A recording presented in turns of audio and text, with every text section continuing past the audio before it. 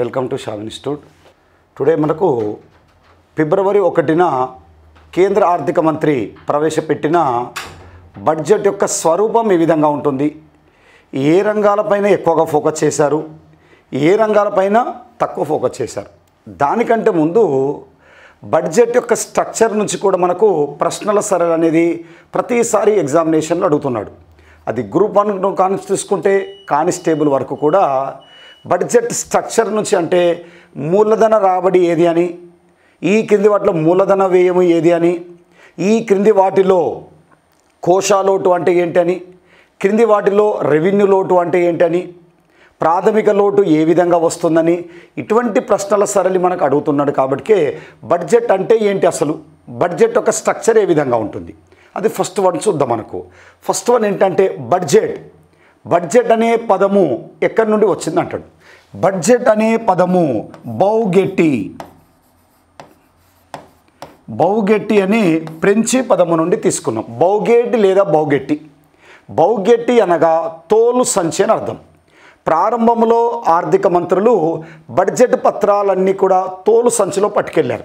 కాలక్రమేణా కొంతమంది ఆర్థికవేత్తలు సూట్ కేసులో తీసుకెళ్ళడం, బ్యాగులో తీసుకెళ్ళడం, ఎర్రటి వస్త్రాల్లో తీసుకెళ్ళడం, కోవిడ్ కాలంలో డిజిటల్ బడ్జెట్ మనకు ఎటువంటి కాగితాలు లేకుండా, ఎటువంటి కాగితాలు ప్రింటింగ్ చేయలేరు కాబట్టి కేవలం ట్యాబ్లో చూసుకుంటూ చదివారు.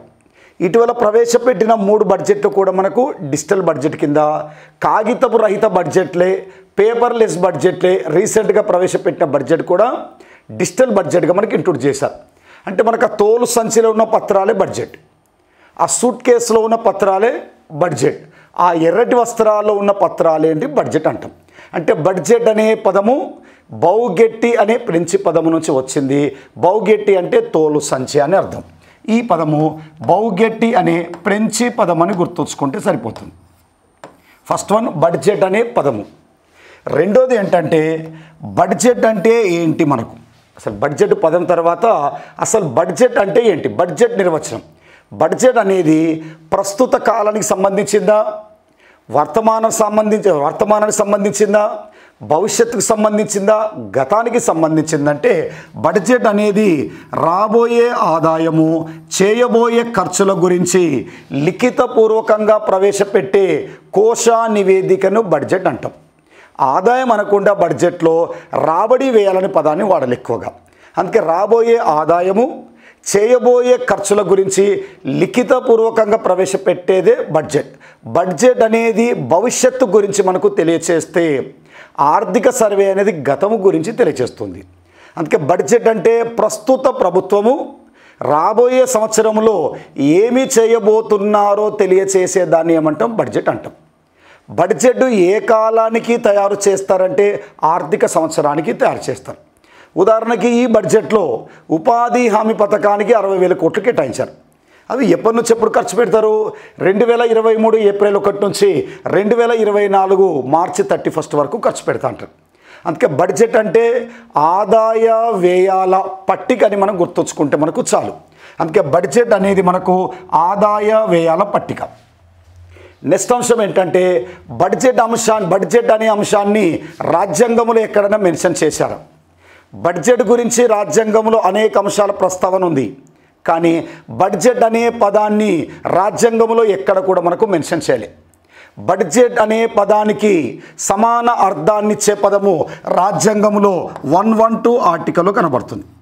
రాజ్యాంగంలో 112 ఆర్టికల్ ప్రకారము బడ్జెట్ అనే పదానికి బదులుగా ఏ పేరుతో సంబోధించారంటే యాన్యువల్ ఫినాన్షియల్ స్టేట్మెంట్, వార్షిక ఆర్థిక ప్రకటన అనే పేరుతో మనకి ఇంట్రొడ్యూస్ చేశారు. అంటే ప్రభుత్వము ప్రతి సంవత్సరము తమ వార్షిక నివేదికను పార్లమెంటులో సమర్పించాలని మనకు యాన్యువల్ ఫినాన్షియల్ స్టేట్మెంట్ అనే పదం మనకు తెలియజేస్తుంది.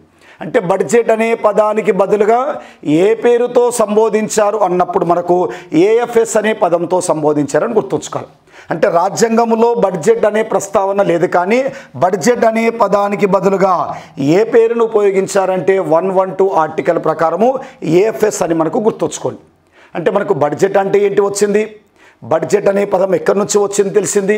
అదేవిధంగా రాజ్యాంగంలో బడ్జెట్ గురించి మనకు 112 ఆర్టికల్ ఏం చెప్తుంది తెలిసింది. దీనితో పాటుగా బడ్జెట్ను ఎవరు తయారు చేస్తారు? బడ్జెట్ను తయారు చేసేది ఎవరంటే ఆర్థిక శాఖలో అంతర్భాగంగా ఉన్న department of economics affairs.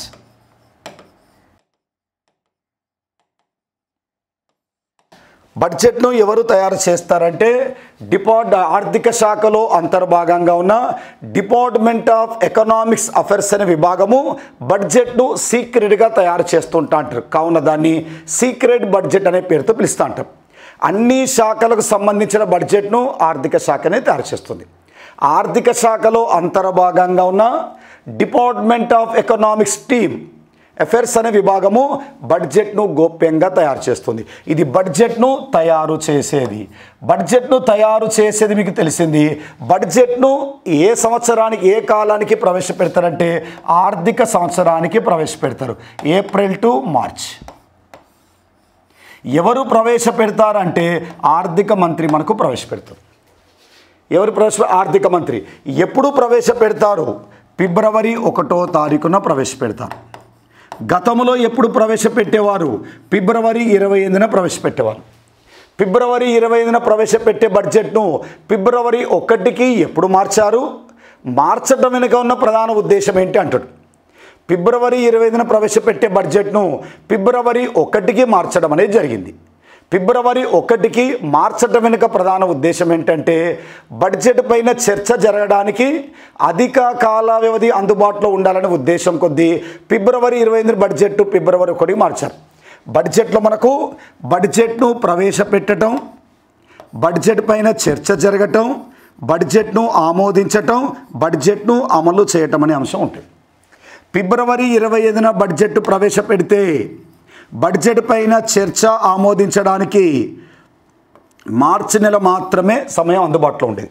April 1 నుండి కొత్త బడ్జెట్ అనేది అమల్లోకి వస్తుంది.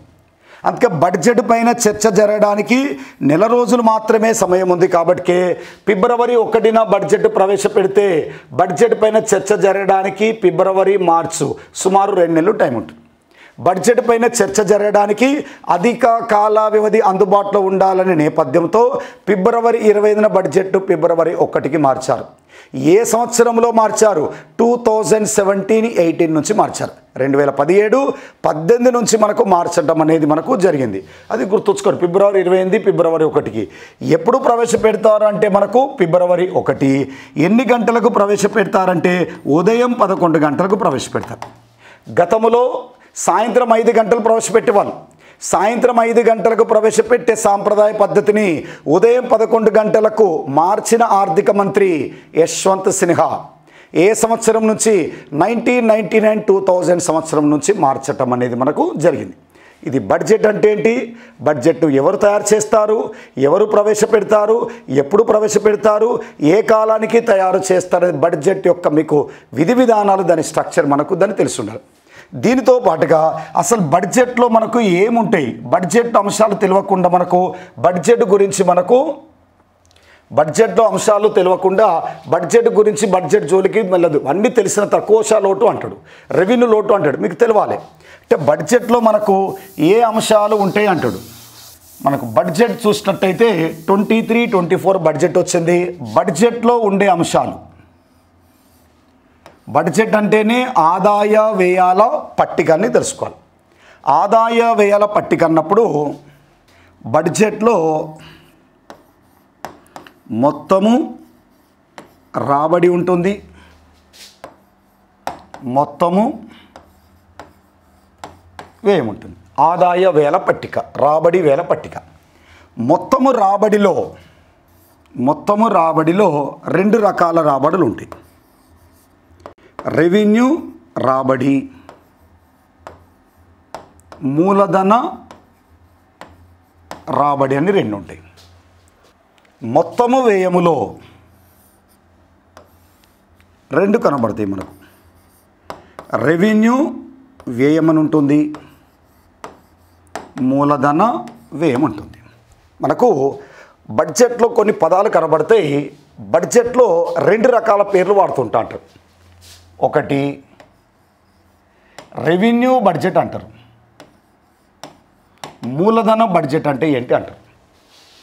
రెవెన్యూ బడ్జెట్, మూలధన బడ్జెట్. బడ్జెట్ అంటేనే ఆదాయ వేల పట్టిక. ఏ ఆదాయము? రెవెన్యూ రాబడి, రెవెన్యూ వ్యయం గురించి తెలియచేసేదాన్ని రెవెన్యూ బడ్జెట్ అంటాం.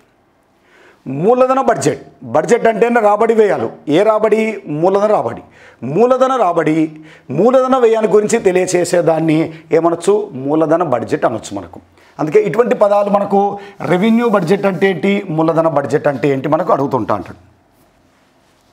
రెవెన్యూ రాబడిలో 2 రకాల రాబడులు ఉంటాయి.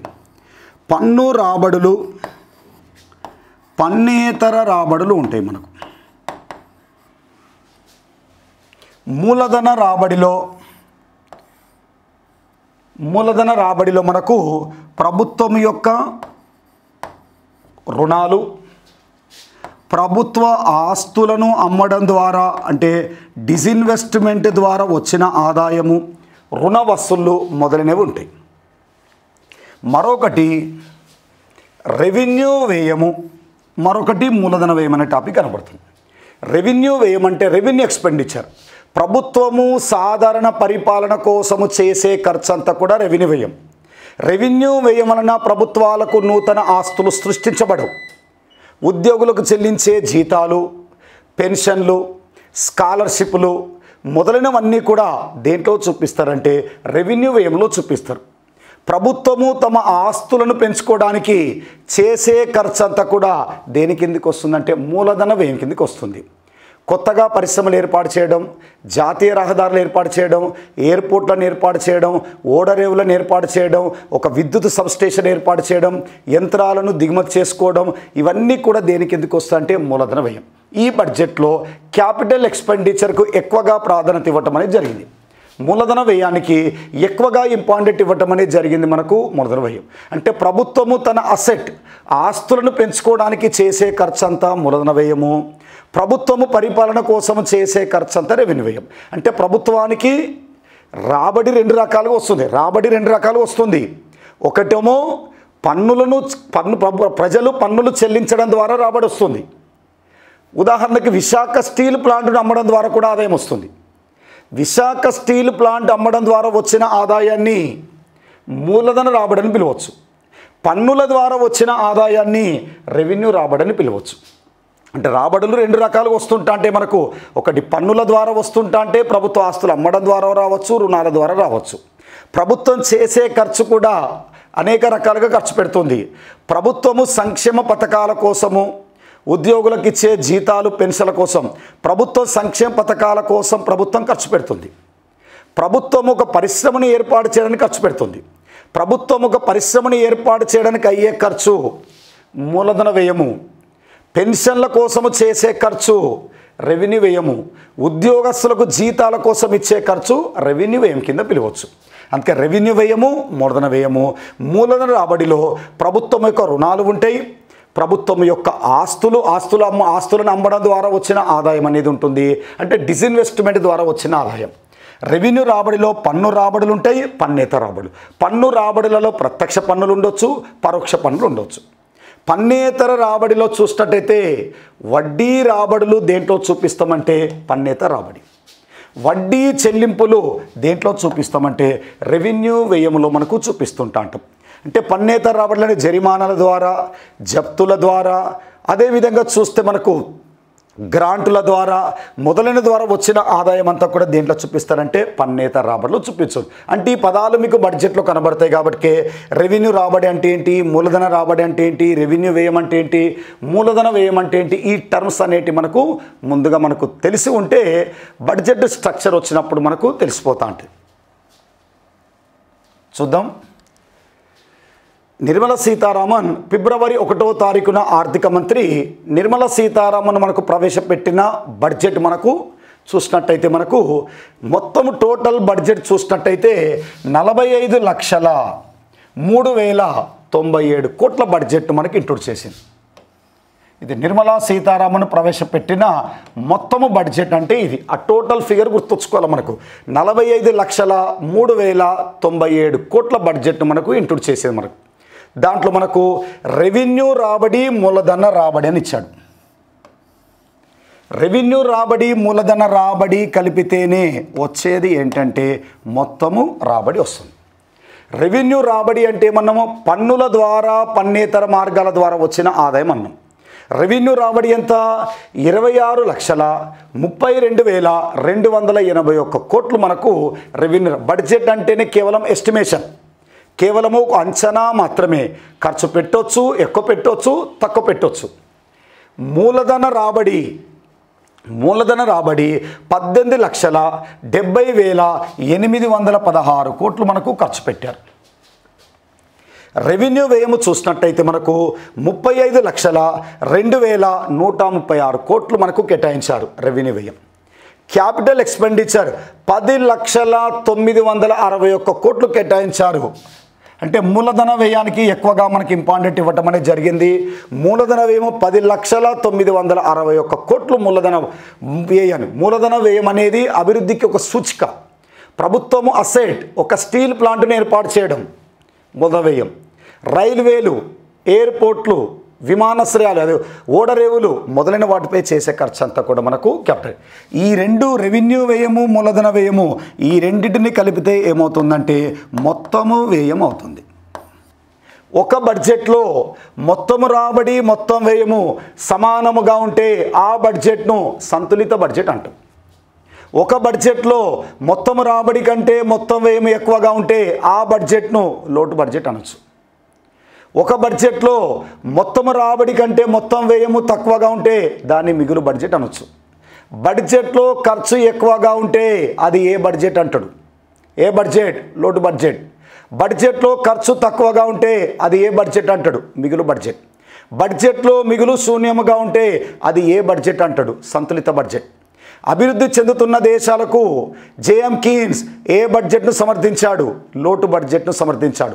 అభివృద్ధి జరగాలంటే ప్రభుత్వ ఎక్స్పెండిచర్ పెట్టాలి. మనకు పేదరికాన్ని తగ్గించాలి, నిరుద్యోగాన్ని తగ్గించాలి, ద్రవ్యోల్బణాన్ని తగ్గించాలి, అవస్థాపన సౌకర్యాలు కల్పించాలి. కాబట్టి ప్రభుత్వం తన వ్యయాన్ని ఏం చేయాలంటే పెంచాలి.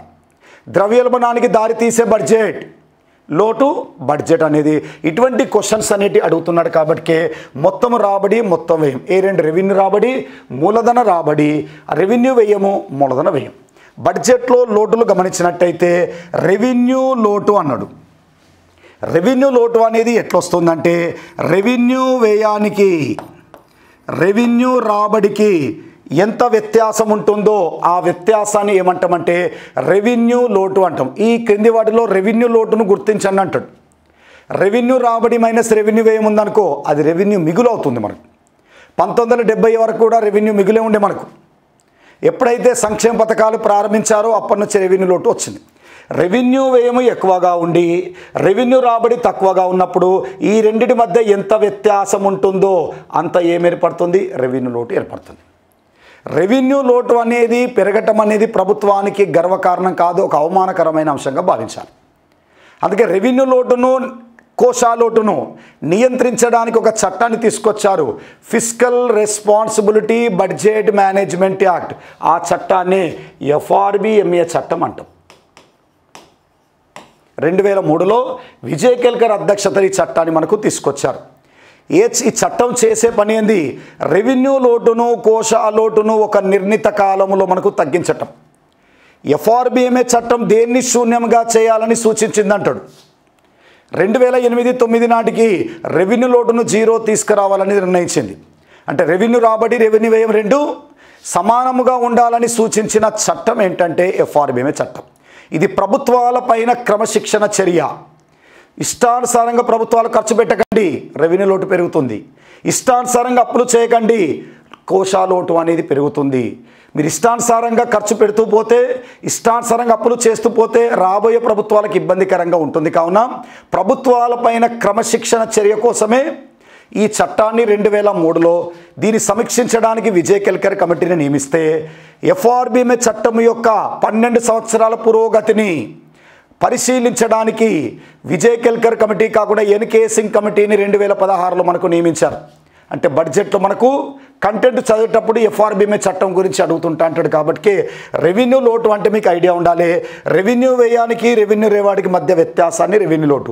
ఈ రెవెన్యూ లోటు 8,69,855 కోట్లు ఉంది. కోశాలోటు అనేది ప్రభుత్వం యొక్క రుణ పరిమాణం గురించి చెప్తుంది. కోశాలోటు పెరిగిందంటే అప్పు అనేది పెరిగినట్టు. మనకు కోశాలోటు గతంలో చూస్తే అప్పులు తీసుకొచ్చి మొత్తం రాబడిలో కలిపేవాళ్ళు.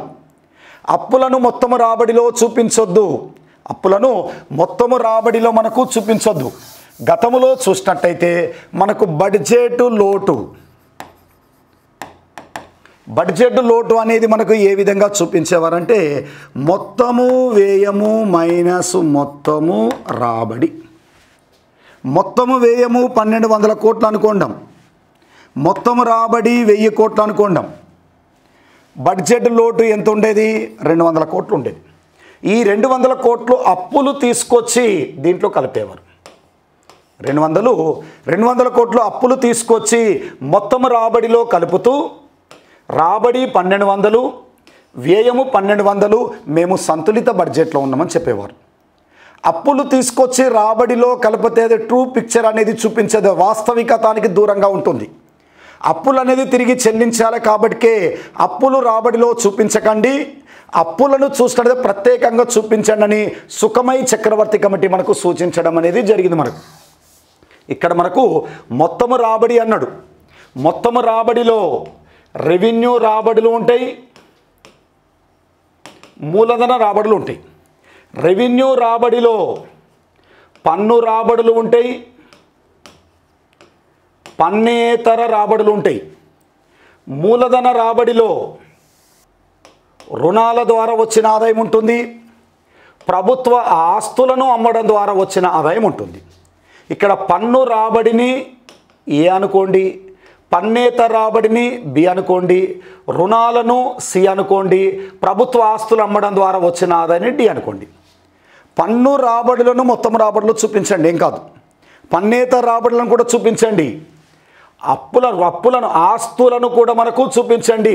అప్పులు అనేటి రాబడిలో చూపించొద్దు. దేన్ని తొలగించమంటాడు? సి అనే అంశాన్ని రాబడిలో చూపించొద్దు అంటాడు.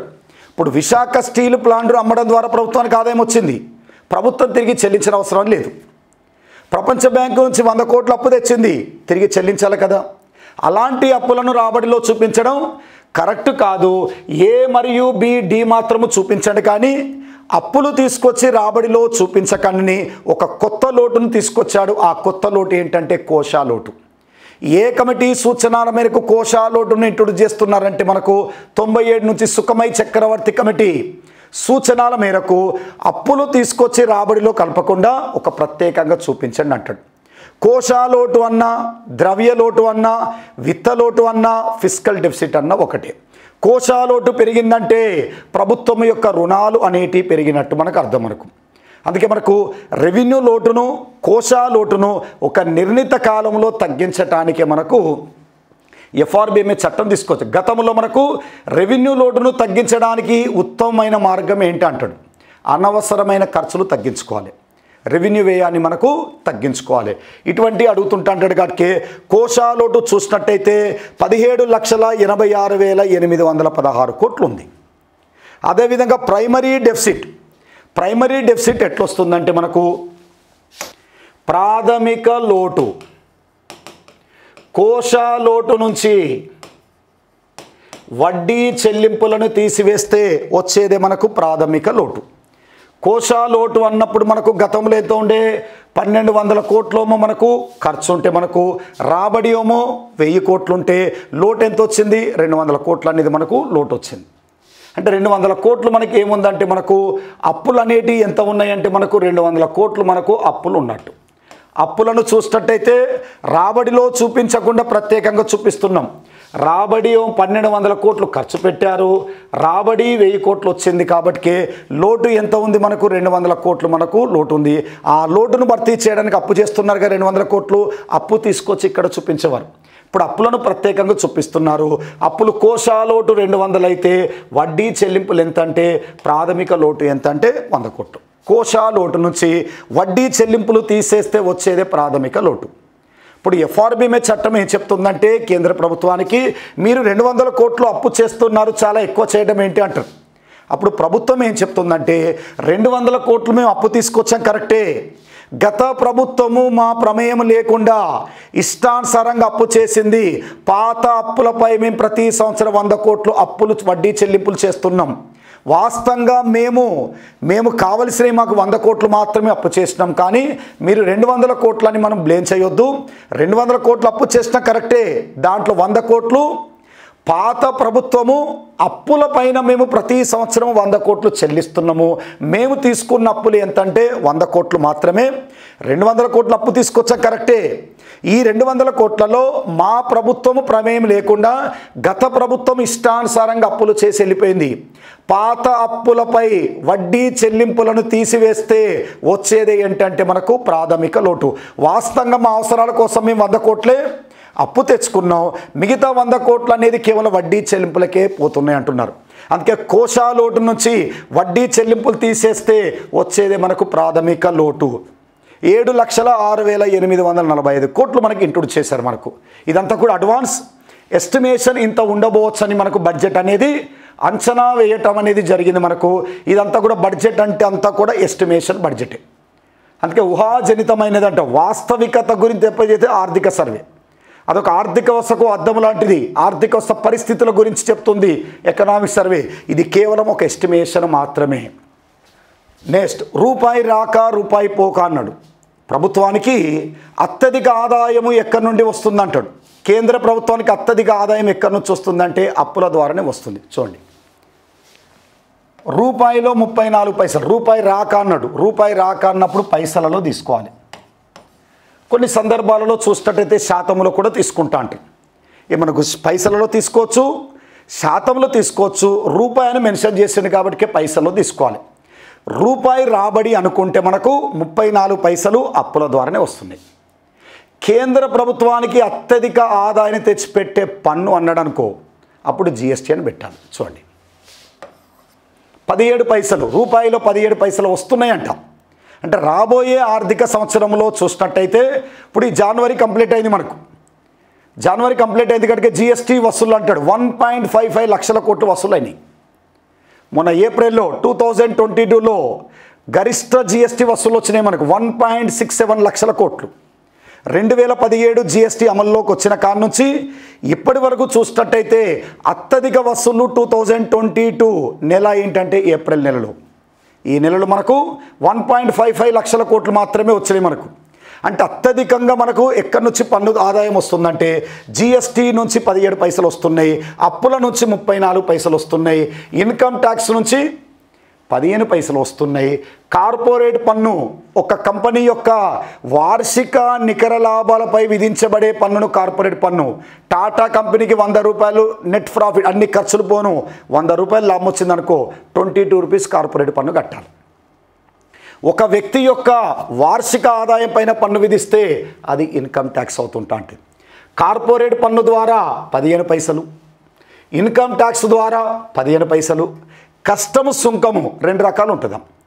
ఎగుమతి సుంకం అని దిగుమతి సుంకం ఉంటుంది. ఇతర దేశం నుంచి దిగుమతి చేస్తే దిగుమతి సుంకము, ఎగుమతులు చేస్తే ఎగుమతి సుంకం. ఎగుమతి దిగుమతి అయ్యే వస్తువులపైన కేంద్రం విధించే సుంకాన్ని కస్టమ్ డ్యూటీ అనాలి. వస్తువులపైన విధించబడే పన్నును సుంకం అనే పేరుతో పిలుస్తుంటా అంటాం.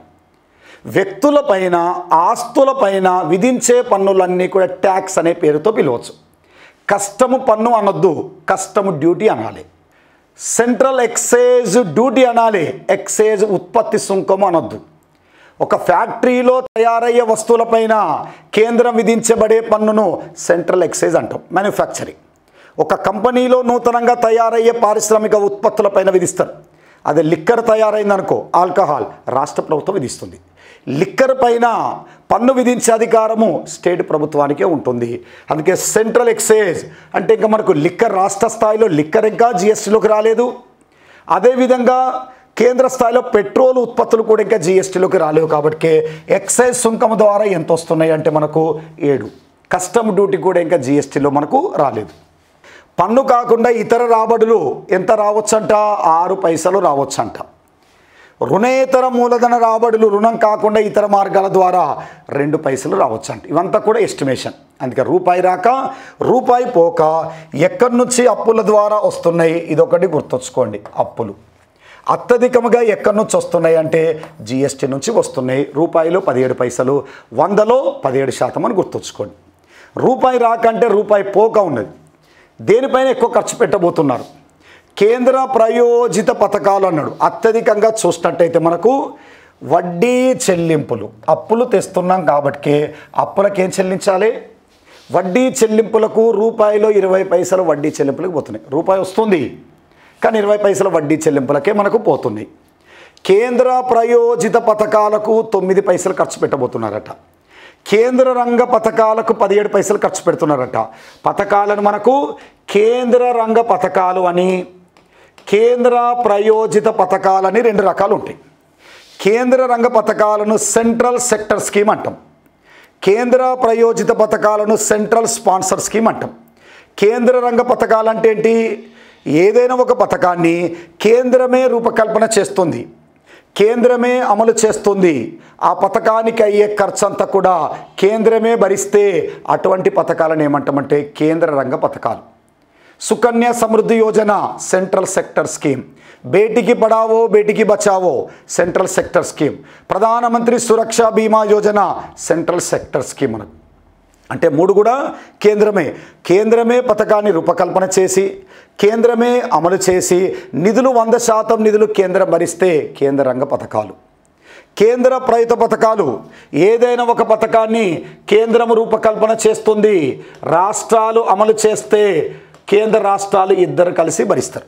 ఉపాధి హామీ పథకం ఉంది, రూపకల్పన చేసేది కేంద్రం, అమలు చేసేదేమో రాష్ట్రాలు.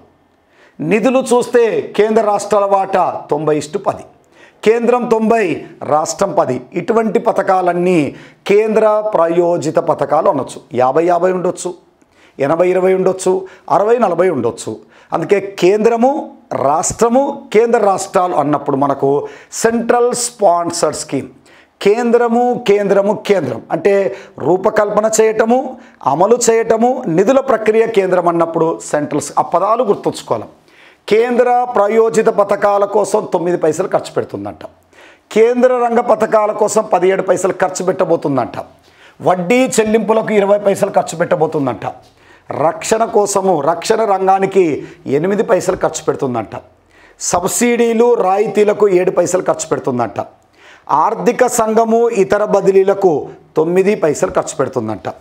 పన్నులలో సుంకాలలో రాష్ట్రాల వాటా, ఇప్పుడు ఫినాన్స్ కమిషన్ ఉంది, పన్నుల ద్వారా వచ్చిన ఆదాయములో కేంద్ర రాష్ట్రాల వాటా ప్రస్తుతం ఎంత ఉందంటే 59-41. కేంద్ర ప్రభుత్వానికి పన్నుల ద్వారా 100 రూపాయలు వస్తే 59 రూపాయలు కేంద్రం ఉంచుకొని 41 రూపాయలను 28 రాష్ట్రాలకు పంచుతుంది. అందుకే రాష్ట్రాలకు మనకు ఖర్చు పెడుతుంది. కావున పన్నులు లేదా సుంకాలు, పన్నులు సుంకాలలో రాష్ట్రాల వాటా ఎంత ఖర్చు పెట్టబోతుందంట? 18 పైసలు ఖర్చు పెట్టబోతుందట. పెన్షన్ల పైన 4 పైసలు ఖర్చు పెట్టబోతుందట. ఇతర వ్యయాలు ఎంత? 8 పైసలు. అన్నీ గుర్తుంచుకోవాలి సార్ అంటే అన్నీ గుర్తుంచుకోని అవసరం లేదు. అత్యధికంగా దేనిపైన ఖర్చు పెడుతున్నారన్నప్పుడు వడ్డీ చెల్లింపులు. కేంద్ర రంగ పథకాలు అంటే ఏంటి, కేంద్ర ప్రయోజిత పథకాలు అంటే ఏంటి, డెఫినేషన్ ఒకసారి చూసుకుంటే సరిపోతుంది. ఇది మనకు రూపాయి రాక రూపాయి పోక అని గుర్తుంచుకోండి. నెక్స్ట్ విషయానికి వస్తే మనకు 2023-24 ఆర్థిక సంవత్సరానికి కేంద్ర ఆర్థిక మంత్రి నిర్మలా సీతారామన్ పార్లమెంటులో బడ్జెట్ను ఫిబ్రవరి 1న ప్రవేశపెట్టారు. ఇది నిర్మలా సీతారామన్కు 5వ బడ్జెట్, అంటే పూర్తి స్థాయి చివరి బడ్జెట్ అనుకోవచ్చు. నెక్స్ట్ మనకు సాధారణ ఎన్నికలు ఉన్నట్లయితే మనకు ఎలక్షన్లు ముందుకు వెళితే ఇదే చివరి బడ్జెట్ కావచ్చు. లేదు జూన్లో రేపు జూలైలో ఎలక్షన్లు ఉన్న పూర్తి స్థాయి బడ్జెట్ను ప్రవేశపెట్టరాదు. భారతదేశంలో అత్యధిక సార్లు బడ్జెట్ ప్రవేశపెట్టిన మహిళా ఆర్థిక మంత్రి నిర్మలా సీతారామన్. ఈ బడ్జెట్ తోటి 5 బడ్జెట్లు. భారతదేశంలో పూర్తి స్థాయి తొలి మహిళా ఆర్థిక మంత్రి నిర్మలా సీతారామన్. భారతదేశంలో తొలి మహిళా ఆర్థిక మంత్రి అన్నప్పుడు ఇందిరాగాంధీని పెట్టాలి. కానీ ఇందిరాగాంధీ ఫుల్ ప్లెడ్జ్ ఆర్థిక మంత్రి కాదు, ప్రధానమంత్రిగా ఉంటూ ఆర్థిక మంత్రిగా బడ్జెట్ ప్రవేశపెట్టింది. పూర్తి స్థాయి తొలి మహిళా ఆర్థిక మంత్రి అన్న మనకు నిర్మలా సీతారామన్. భారతదేశంలో తొలి పేపర్లెస్ బడ్జెట్ ప్రవేశపెట్టిన ఆర్థిక మంత్రి కూడా మనకు నిర్మలా సీతారామన్. ఇది రీసెంట్గా బడ్జెట్ ప్రవేశపెట్టింది కూడా డిజిటల్ బడ్జెట్. ఇప్పటి వరకు వరుసగా ఇవి 3 బడ్జెట్ 21-22, 22-23, 23-24 ఈ 3 కూడా మనకు పేపర్లెస్ బడ్జెట్, కాగిత రహిత బడ్జెట్. కోవిడ్ సమయం నుంచి బడ్జెట్ పత్రాలు అనేది ముద్రించడం జరగలేదు, ట్యాబ్లో చూసుకుంటూ చదువుతున్నారు. అందుకే నిర్మలా సీతారామన్ మనకు ఫిబ్రవరి 1న ప్రవేశపెట్టారు. 2014లో నరేంద్ర మోడీ ప్రభుత్వం వచ్చాక ప్రవేశపెట్టిన 11వ బడ్జెట్ అమృత్ కాలములో సప్త మంత్రాస్ అంటే సప్తర్షి అని అర్థం. ఇగో సప్తర్షి అనే పేరుతో 7 అంశాలకు ప్రాధాన్యత ఇవ్వటం అనేది జరిగింది. 7 అంశాలకు ప్రాధాన్యత ఇవ్వటం అనేది జరిగింది. ఆ 7 అంశాలపైన ఫోకస్ చేయాలి. ఒకటోమో సమ్మిళిత అభివృద్ధి అన్నాడు, ఇన్క్లూజివ్ గ్రోత్ అని. చివరి వ్యక్తి వరకు అభివృద్ధి ఫలాలు అందిస్తుందంట. మారుమూల ప్రాంతాలను కూడా అభివృద్ధి చేయటం అంట. ఇన్ఫ్రాస్ట్రక్చర్ సౌకర్యం పైన పెట్టుబడులు పెడతారంట. అవస్థాపన సౌకర్యాలు, విద్య, వైద్య, విద్యుత్ శక్తి, టెలిఫోన్ మొదలైన వాటిపైన దేశ ప్రజల సామర్థ్యానికి పెద్దపీట వేస్తారట. హరిత వృద్ధి, పర్యావరణానికి అనుకూల వృద్ధి చేస్తారట. యువశక్తికి ప్రాధాన్యత ఇస్తారంట.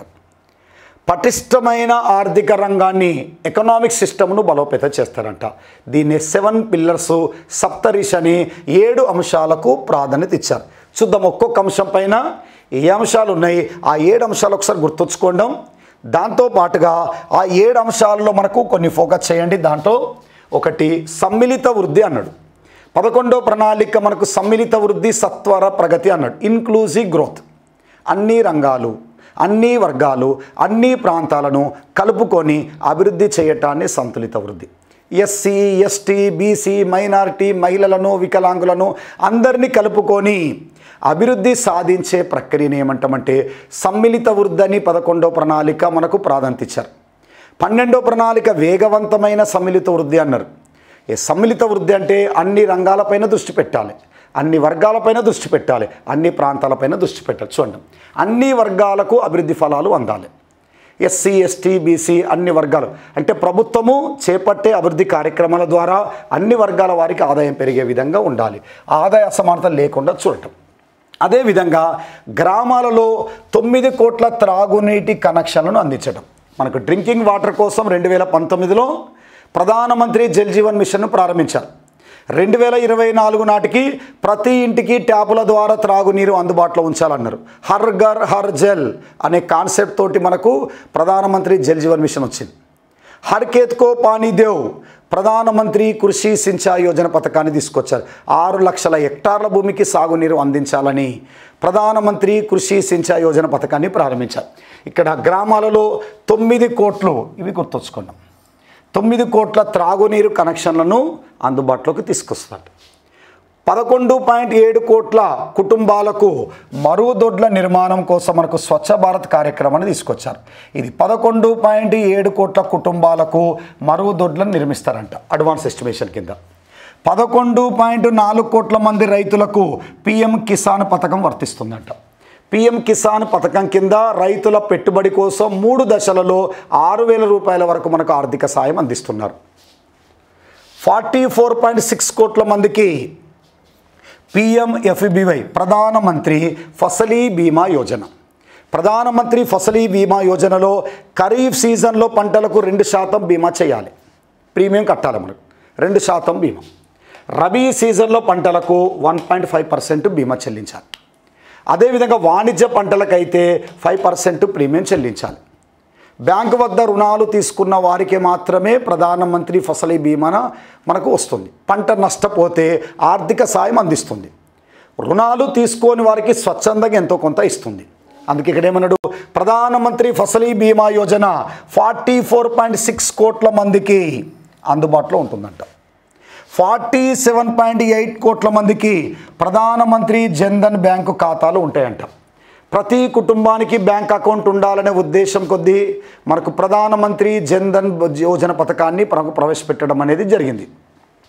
అదేవిధంగా 9.6 కోట్ల ఎల్పిజి గ్యాస్ కనెక్షన్ల కోసం మనకు ఉజ్వల పథకం ప్రయత్నం చేస్తుంది. అంటే దారిద్ర్య రేఖ దిగువ ఉన్న వారికి మనకి ఎల్పిజి కనెక్షన్లు ఇస్తారట. 9.6 కోట్లు. 102 కోట్ల మంది ప్రజలకు 220 కోట్ల కోవిడ్ టీకాలు కూడా వేయడం జరిగింది. ఇది మనకు సమ్మిళిత వృద్ధిలో మనకు కొన్ని ఇంపార్టెంట్ గ్రూప్ 1 గ్రూప్ 2 చదివే వాళ్ళు ఉన్నప్పుడు ప్రతి అంశం కూడా మనకు చదువుకోవాలి ఇవి. ఎందుకంటే ప్రతి కాంపిటేటివ్ ఎగ్జామ్లు అడుగుతుంటా అంటాడు కాబట్టి 1, 2తో పాటు ఎస్ఐ విద్యార్థులు కూడా మనకు తప్పనిసరిగా మనకు ఇది ఫాలో అవుతే మనకు రేపు నెక్స్ట్ ఇయర్ బడ్జెట్ వరకు కూడా ఇదే ఉంటుంది. అదేవిధంగా రెండో అంశం ఏంటంటే చివరి వ్యక్తి వరకు అభివృద్ధి ఫలాలు అన్నాడు. అంటే మారుమూల ప్రాంతాలను కూడా అభివృద్ధి చేస్తారంట.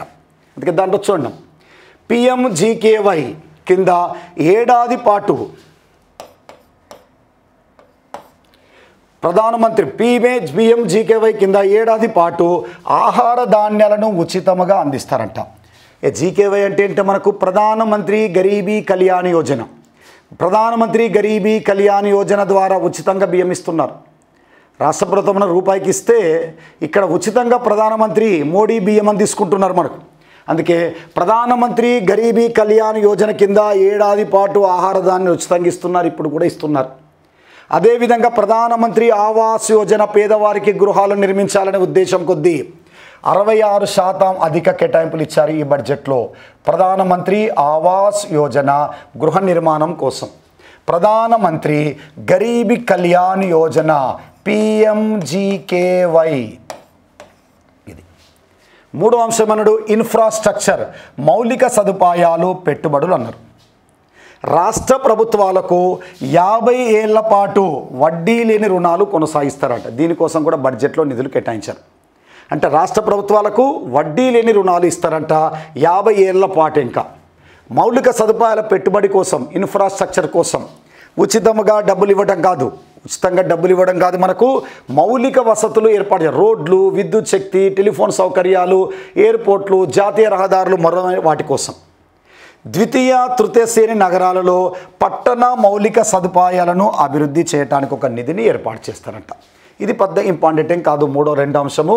మొదటి అంశం అనేది మనకు గుర్తుంచుకోండి, 50 ఏళ్ల పాటు వడ్డీ లేని రుణాలు. రాష్ట్ర ప్రభుత్వాలకు ఎన్ని సంవత్సరాల పాటు వడ్డీ లేని రుణాలు ఇస్తారని అడగవచ్చు. నెక్స్ట్, దేశ ప్రజల సామర్థ్యానికి పెద్దపీట అంట. దేశ సామర్థ్యానికి పెద్దపీట అన్నప్పుడు స్వదేశీ సామర్థ్యాన్ని మెరుగుపరిచేందుకు విద్యా సంస్థలలో 3 ప్రత్యేక కృతి మేధా కేంద్రాలు ఏర్పాటు చేస్తున్నారంట. దీని ద్వారా వ్యవసాయము, వైద్యము, సుస్థిర నగరాల్లో అభివృద్ధి జరగటం అన్నట్టు. అంటే ప్రజల యొక్క సామర్థ్యాన్ని పెంచడానికి ఒక పెద్దపీట వేస్తున్నారు. మనకు విద్యా సంస్థలలో 3 ప్రత్యేక కృత్రిమ మేధా కేంద్రాలను ఏర్పాటు చేయబోతున్నారు.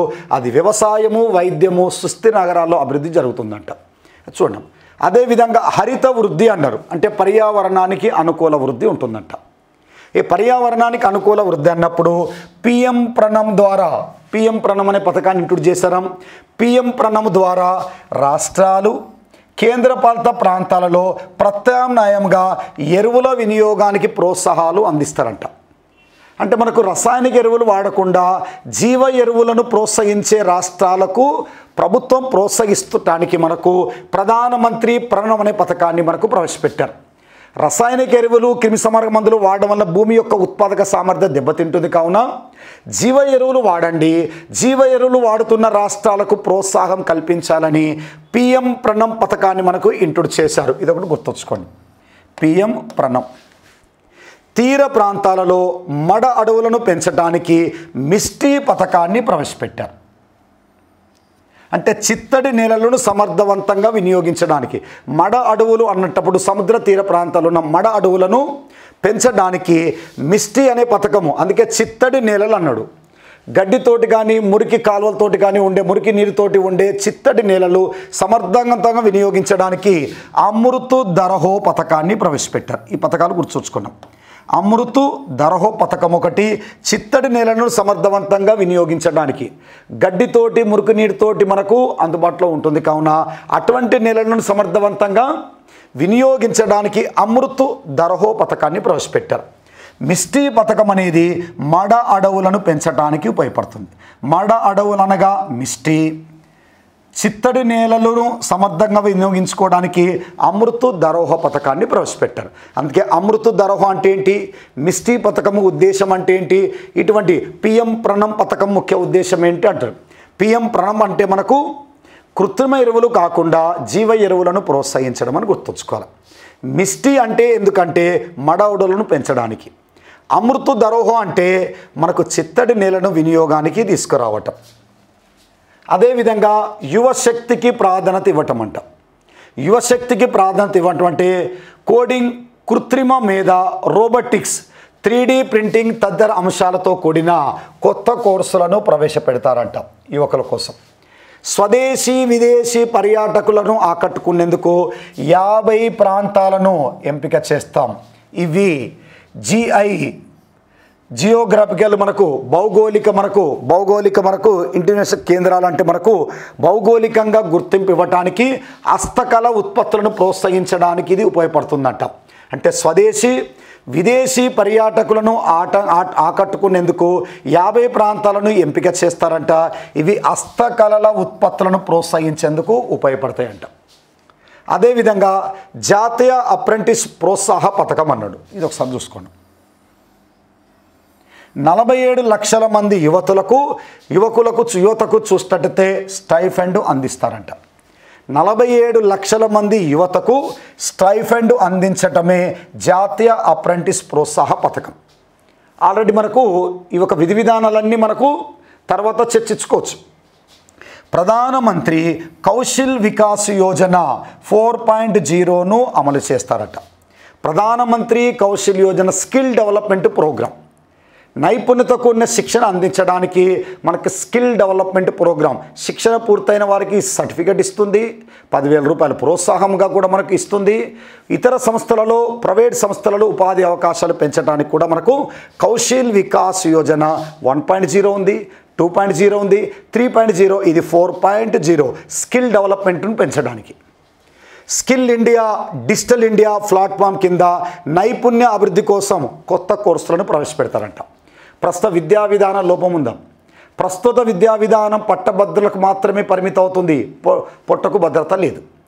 అంటే మనకు సాంకేతిక విద్య లేకపోవడం వలన దేశంలో అన్ఎంప్లాయ్మెంట్ పెరుగుతుంది మనకు. అందుకే మనకు స్కిల్ ఇండియా డిజిటల్ ప్లాట్ఫామ్ కింద స్కిల్ డెవలప్మెంట్ పెంచడానికి కొత్త కోర్సులు ప్రవేశపెడతారంట. ఇక్కడ అప్రెంటిస్ స్కీమ్ చూసుకున్నాం, కౌశల్ వికాస్ స్కీమ్ చూసుకోండి. మరొకటి 7వది ఆర్థిక రంగాన్ని పటిష్టంగా చేస్తారంట. ఆర్థిక రంగం పటిష్టంగా అంటే ఎంఎస్ఎంఈలు అని చెప్పాను, మైక్రో స్మాల్ మీడియం కింద క్రెడిట్ గ్యారంటీ పథకం గతంలోనే ఉంది మనకు. క్రెడిట్ గ్యారంటీ పథకం ద్వారా తనఖా అవసరం లేకుండా రుణాలు ఇస్తారంట. ఎటువంటి పూచికత్తు లేకుండా రుణాలు ఇస్తారంట. 2 లక్షల కోట్ల కార్పస్ ఫండ్ తోటి దీన్ని ఏర్పాటు చేశారంట. క్రెడిట్ గ్యారంటీ పథకం ఎటువంటి పూచికత్తు లేకుండా ఇప్పటికి కూడా మనకు ముద్రా యోజన ద్వారా కనీసం 50,000, గరిష్టంగా 10 లక్షల వరకు ఇస్తున్నారు మనకు. ఇది సూక్ష్మ పరిశ్రమలకు. ఇక్కడ కూడా ఎంఎస్ఎంఈడి, అది ఒకటి micro small medium enterprise development అంటాం. ఇది గుర్తుంచుకోవడం. క్రెడిట్ గ్యారంటీ పథకం అనేది ఒకటి గుర్తుంచుకోవడం ఎంఎస్ఎంఈడిలో డెవలప్ చేయడానికి. అదేవిధంగా చూస్తే మనకు ఇన్కమ్ ట్యాక్స్లో కొత్త విధానాన్ని తీసుకొచ్చారు. న్యూ ట్యాక్స్ సిస్టమ్ మనకు ఆదాయ పన్నులు కొత్త విధానం. ఇది కొద్దిగా కన్ఫ్యూజ్గా ఉంటుందని జాగ్రత్త చేయడం. 7 లక్షల రూపాయల వరకు ఆదాయం పన్ను ఉండదన్నాడు. 7 లక్షల రూపాయల వరకు ఆదాయం పన్ను అనేది మినహాయింపు ఉంటుందంట. 7 లక్షల రూపాయలు మించి ఆదాయం ఉన్న వారికి స్లాబ్ రేటులు అనేటి 5 రకాల స్లాబ్ రేట్లు ఇచ్చారు మనకు. 5, 10, 15, 20, 30% ఇచ్చారు. చూడండి, ఆదాయ పన్ను విధానంలో స్లాబ్ రేట్లను తగ్గించారు. గతంలో 0%తో కలుపుకుంటే 7 రకాల స్లాబులు ఉండే. 0 తీసేస్తే 6 రకాల స్లాబ్, 5%, 10%, 15%, 20, 25, 30 ఉండే. ఇప్పుడు నేరుగా మనకు 5, 10, 15, 20, 25 లేకుండా డైరెక్ట్ 30 ఇచ్చారు. 6 స్లాబ్ రేట్లు ఉంటే దానిని ఎంతకు తగ్గించారంటే మనకు 5 స్లాబ్లకు తగ్గించారంట. 2,50,000 రూపాయల వరకు మినహాయింపు ఉండేది, దాన్ని 3 లక్షల రూపాయలకు పెంచారు. ఫలితముగా ఆదాయం పన్ను పరిమితి 5,000 రూపాయలు, 50,000 రూపాయలు పెంచారన్నారు. అంటే ఇక్కడ కన్ఫ్యూజ్ అయ్యే అవసరం లేదు. 7 లక్షల వరకు ఆదాయం ఉంటే మనం ట్యాక్స్ కట్టని అవసరం లేదు. మన ఆదాయము 7 లక్షలు దాటిందనుకో 3 లక్షల నుంచే మనం ట్యాక్స్ పే చేయాలి. మన ఆదాయము 7 లక్షలు, నా ఆదాయం 10 లక్షలు ఉంది. నాకు ట్యాక్స్ నేను 3 లక్షల నుంచే మనకు ట్యాక్స్ పే చేయాలి. నేను 3 లక్షల 1 రూపాయి నుంచే మనకు ట్యాక్స్ పే చేయాలి. అందుకే చూడండి, అంటే 7 లక్షల వరకు ఆదాయము 7 లక్షల లోపు ఉంటే నేను ట్యాక్స్ చెల్లించిన అవసరం లేదు. ఆదాయం 7 లక్షలు దాటిందనుకో నేను ట్యాక్స్ పరిధిలోకి వస్తా. కానీ ఎంత ఇన్కమ్ నుంచి ట్యాక్స్ కట్టాలి? 3 లక్షల నుంచి మనకు ట్యాక్స్ కట్టాలి. గతంలో చూసినట్టయితే మనకు 5 లక్షలు ఉండేది. 5 లక్షల వరకు ఆదాయం పన్ను మినహాయింపు ఉండేది. 5 లక్షలు ఉన్నప్పుడు మనకు 2,50,000 వరకే మినహాయింపు ఉండేది. 2,50,000 దాటితే ట్యాక్స్ పరిధిలోకి వచ్చేవాడు.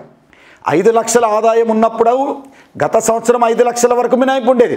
5 లక్షల లోపు ఆదాయం ఉన్నవారు ట్యాక్స్ చెల్లించిన అవసరం లేదు. 5 లక్షలు ఆదాయం దాటిందనుకో 2,50,000 నుండి ట్యాక్స్ పే చేసేవారు. ఇప్పుడు 7 లక్షల ఆదాయం లోపు ఉంటే ట్యాక్స్ కట్టడం అవసరం లేదు. 7 లక్షలు మించితే 3 లక్షల నుంచి మనకు ట్యాక్స్ అనేది మనకు కట్టాలి. 2,50,000 నుంచి ఎంత పెంచినట్టు? 3 లక్షలకు పెంచారు. దీనివలన 50,000 రూపాయలు పెంచారని గుర్తుంచుకోవాలి.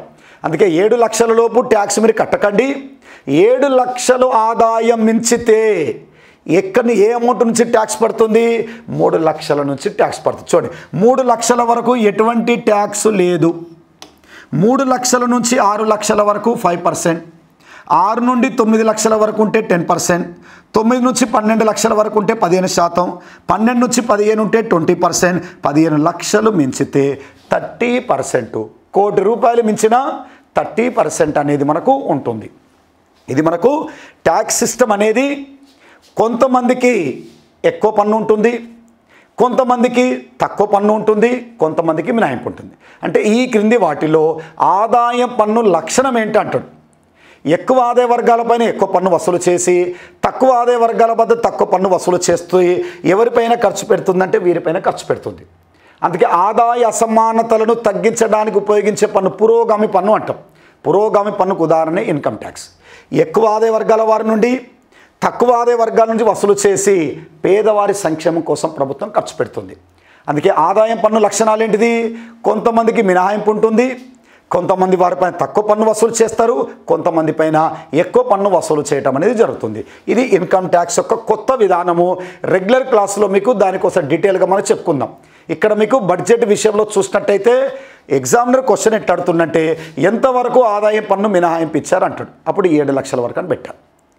కొత్త బడ్జెట్ ప్రకారము ఆదాయం పన్నులో ఎన్ని రకాల స్లాబ్ రేట్ ఇచ్చారంటే మనకు 5 రకాల స్లాబ్ రేట్ ఇచ్చాడు. మనకు గతంలో ఎన్ని ఉండంటే 6 రకాల స్లాబ్ రేట్లు ఉండి, గతంలో మనకు చూసినట్టయితే 5 లక్షల వరకు మినహాయింపు ఉంటే 7 లక్షల వరకు మనకు పెంచడం అనేది జరిగింది. ఈ 7 లక్షలు గుర్తుంచుకోండి. 7 లక్షలు దాటిన వారు ఎక్కడి నుంచి ట్యాక్స్ పే చేయాలంటే మనకు 3 లక్షల నుంచి మనకు ట్యాక్స్ అనేది పడుతుంది. ఇక్కడి నుంచి మనకు వసూలు చేయాలి. ఇది ఒకసారి గుర్తుంచుకున్న 2 పాయింట్స్ గుర్తుంచుకుంటే చాలు. అదేవిధంగా సర్చార్జ్. ప్రస్తుతం 5 కోట్లకు మించి ఆదాయం ఉన్న వారికి 37% సర్చార్జ్ వర్తిస్తుంది. దానిని ఎంతకు తగ్గించారంటే 25% తగ్గించారు. మనకు సెస్ అని ఉంటుందో, సర్చార్జ్ అనేది ఉంటుంది.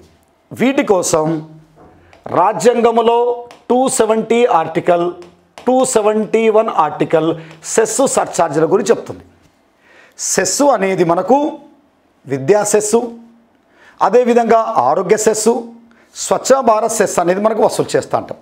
సెస్సు అనేది దేనిపైన వసూలు చేస్తారంటే పన్ను పైన మళ్ళీ పన్ను వసూలు చేయటాన్ని ఏమంటామంటే సెస్ అని పిలవచ్చు. ఉదాహరణకి చూద్దాం.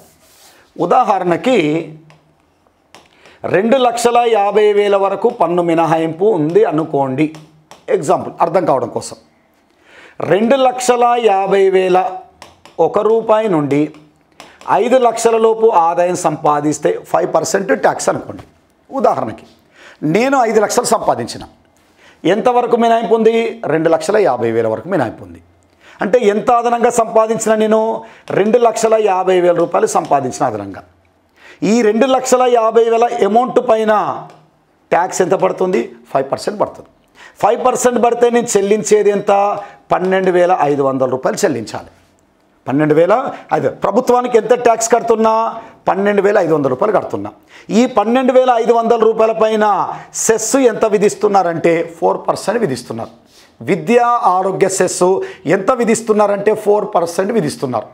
4% విధిస్తే ప్రభుత్వానికి 500 రూపాయలు అనేది ఉదాహరణకు రావచ్చు, మనకు 400 500 ఉదాహరణ రావచ్చు. అంటే సెస్ అనేది దేనిపైన విధిస్తున్నారు? ఇన్కమ్ పైన విధిస్తలేరు. ఇన్కమ్ పైన విధిస్తలేరు. ఇన్కమ్ పైన 2,50,000 అదనంగా ఆదాయం సంపాదిస్తున్నావు, దీనిపైన 5% ట్యాక్స్ కడితే ఎంత కడుతున్నావు? ప్రభుత్వానికి 12,500. 12,500 పైన ఎంత ట్యాక్స్, ఎంత సెస్ విధిస్తున్నారు? 4% విధిస్తున్నారు. పన్ను పైన మళ్ళీ పన్ను విధించటాన్ని ఏమంటామంటే సెస్ అనే పేరుతో పిలవచ్చు. మనకు పన్ను పైన మళ్ళీ పన్ను విధించటాన్ని ఏమంటే సెస్ అంటాం. పన్ను చెల్లించే వ్యక్తి ప్రభుత్వానికి ఎంతైతే పన్ను చెల్లిస్తున్నాడో దానిపైన అదనంగా విధించేది ఏంటంటే సెస్. సెస్ ఇన్కమ్ పైన విధించరు, ట్యాక్స్ పైన విధిస్తారు. ఇన్కమ్ అనేది ఇది 2,50,000 పైన 5% 12,500 రూపాయలు ప్రభుత్వం దేనికైనా ఖర్చు పెట్టుకోవచ్చు. ఉదాహరణకు 12,500 పైన 4% అంటే 500 రూపాయలు వచ్చిందనుకోండి, దాన్ని కేవలం 3% విద్యారంగానికి ఖర్చు పెట్టాలి, 4% ఆరోగ్య రంగానికి ఖర్చు పెట్టాలి. ప్రస్తుతం విద్యా ఆరోగ్య సెస్సును ఎంత విధిస్తున్నారంటే 4% విధిస్తున్నారు. ఏ ఉద్దేశం కోసం విధిస్తున్నామో అదే ఉద్దేశం కోసం ఖర్చు పెట్టాలి. సెస్సు ద్వారా వచ్చిన ఆదాయాన్ని కేవలము విద్యా వైద్య రంగాల కోసమే మనకు ఖర్చు పెట్టాలి. 270 ఆర్టికల్ కూడా మనకు సెస్ అనేది గురించి చెప్తుంది. ఇన్కమ్ పైన వసూలు చేయరు. ఇక్కడ సెస్ అనే ప్రస్తావన రాలేదు. ఏ ప్రస్తావన వచ్చిందంటే సర్చార్జ్ అనేది ప్రస్తావన వచ్చింది. సెస్ తెలిస్తే మనకు సర్చార్జ్ అనేది కూడా వస్తుంది. అంటే ఇన్కమ్ ట్యాక్స్ పైన మనకు సెస్ ఈ విధంగా విధిస్తారు. అంటే ప్రత్యక్ష పన్ను ఇన్కమ్ ట్యాక్స్. పరోక్ష పన్నుల పైన కూడా సెస్ పడుతుందంటే పడవచ్చు. ఉదాహరణకి ఒక రెస్టారెంట్ వెళ్ళినావు, రెస్టారెంట్కి వెళ్ళి ఒక 1,000 రూపాయల బిర్యానీ తిన్నావు. 1,000 రూపాయల బిర్యానీ తింటే సేల్స్ ట్యాక్సో జిఎస్టో, ఉదాహరణకి జిఎస్టీ 18% ఉందనుకో, 1,000 రూపాయల బిల్లు పైన 18% జిఎస్టీ అంటే ట్యాక్స్ ఎంత పడుతుంది? 180 రూపాయలు పడుతుంది. ఈ 180 రూపాయల పైన 10% సర్చార్జ్ ఉందనుకుంటాం, 10% సెస్ ఉందనుకుంటున్నారు. 10% సెస్ ఉంటే 180 రూపాయల పైన 18 రూపాయలు ఏ విధిస్తారు? ఉదాహరణకి సెస్ ఎంత అనుకోండి, 10% అనుకుంటే 1,000 రూపాయల పైననేమో 180 రూపాయలు పట్టింది ట్యాక్స్, 180 రూపాయల పైన 18 రూపాయలు మనకు విధిస్తున్నారు. అంటే ట్యాక్స్ పైనే మనకు ఏ విధిస్తున్నారు? సెస్ అనేది విధిస్తారు. మొత్తం బిల్ ఎంత వస్తుంది? 8, 9. ఇది బిల్లెస్. ఇది పరోక్ష పన్నులకు మనకు ఎగ్జాంపుల్ అనేది. మనకు ప్రత్యక్ష పన్నులకు విధిస్తారా? పరోక్ష పన్నులు అంటే పరోక్ష పన్నుల పైన కూడా పడే అవకాశం ఉంది. 1,000 రూపాయలు బిర్యానీ తిన్నావు, 18% జిఎస్టీ ఉంటే 180 రూపాయలు కట్టినావు. సెస్ 10% ఉంటే 1,000 రూపాయల పైన విధించారు, 180 రూపాయల పైన 10% సెస్ అనేది ఉంటే టోటల్గా 18 రూపాయలు ట్యాక్స్ కట్టాలి. మొత్తం కౌంట్ చేస్తే బిల్ ఎంత వస్తుంది? 1,198 రూపాయలు వస్తుంది. ఇది మనకు దేనికి సంబంధించింది? సెస్కు సంబంధించింది. Centre for experimental of social service అంటాం. Centre for experimental of social service అని చెప్తుంటా అంటాం. అదేవిధంగా ఇక్కడ ఉన్నాడు సర్చార్జ్ అన్నాడు. సర్చార్జ్ అనేది దేనిపైన విధిస్తారు? సర్చార్జ్ దేనిపైన విధిస్తారంటే ఒక నిర్దిష్ట ఆదాయం దాటిన వారిపైన విధిస్తారు. నిర్దిష్ట ఆదాయం అంటే చూడండి, 5 కోట్లకు మించి ఆదాయం ఉన్న వారిపైన 37% విధించేవారు. దాన్ని ఎంతకు తగ్గించారు? 25%కు తగ్గించారు. అంటే 1 కోటి రూపాయలు, గతంలో 1 కోటి రూపాయల ఆదాయం దాటితే 5 కోట్లకు మించిన వారిపైన 37 అంటే దాన్ని ఎంతకు తగ్గించారంటే 25%కు తగ్గించారు. అంటే 15 లక్షలు దాటితే ఉదాహరణకి మనకు 30% ట్యాక్స్ కట్టాలి. ఉదాహరణకి ఎగ్జాంపుల్గా నేను 1 కోటి రూపాయల ఆదాయం సంపాదిస్తున్నా. 1 కోటి రూపాయల ఆదాయం సంపాదిస్తే ప్రభుత్వానికి 30% నేను ట్యాక్స్ కట్టాలి. ఎగ్జాంపుల్ అనుకోండి, 30% ట్యాక్స్ కట్టాలి. 30% ట్యాక్స్ అంటే ఉదాహరణకి నేను 30 లక్షల రూపాయలు ట్యాక్స్ కట్టాలి. 30 లక్షల రూపాయలు నేను ప్రభుత్వానికి ఏం చేయాలంటే ట్యాక్స్ కట్టాలి. ఈ 30 లక్షల పైన ట్యాక్స్ ఎంత పడుతుంది? సర్చార్జ్ ఎంత పడుతుంది? 30 లక్షల పైన సర్చార్జ్ ఎంత పడుతుందంటే 25% సర్చార్జ్ పడుతుంది. అంటే 25%. ఉదాహరణకి 1 లక్ష రూపాయలు నేను ప్రభుత్వానికి సర్చార్జ్ కట్టినాం అనుకోండి, అంటే ఉదాహరణకు అంతే 25%. 1 లక్ష అది కాదు, ఎగ్జాంపుల్గా చెప్తున్నాం. అంటే నాకు 1 కోటి రూపాయలు ఆదాయం సంపాదించిన 30% నేను పే చేస్తున్నా. 30% ఎంత కడుతున్నా? 30 lakhs కడుతున్నా. ఈ 30 లక్షల పైన 25% ఏం పడుతుంది? సర్చార్జ్ అనేది విధిస్తారు. ఉదాహరణకి 1 లక్ష. టోటల్ ఎంత? 30 లక్షలు ప్లస్ 1 లక్ష, 31 లక్ష. ఈ 31 లక్ష పైన 4% ఏం విధిస్తారంటే సెస్ విధిస్తారు. టోటల్ ట్యాక్స్ పైన ఇక్కడ ఏం పడుతుందంటే మనకు సెస్ అనేది పడుతుంది. 30 లక్షలు నేను ట్యాక్స్ కట్టిన, సర్చార్జ్ అనేది 25%, 1%, 1 లాక్ కట్టిన, టోటల్ అమౌంట్ చాలా 30 లక్షలు ప్లస్ 1 లక్ష, 31 లక్ష. ఈ 31 లక్ష పైన సెస్ ఎంత పడుతుందంటే 4% పడుతుంది. టోటల్ ట్యాక్స్ పైన ఇక్కడ విధిస్తుంటా అంటాం.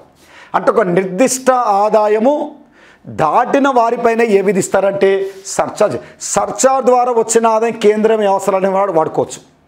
సెస్ ద్వారా వచ్చిన ఆదాయం మాత్రం విద్యా ఆరోగ్య రంగానికే ఖర్చు పెట్టాలి.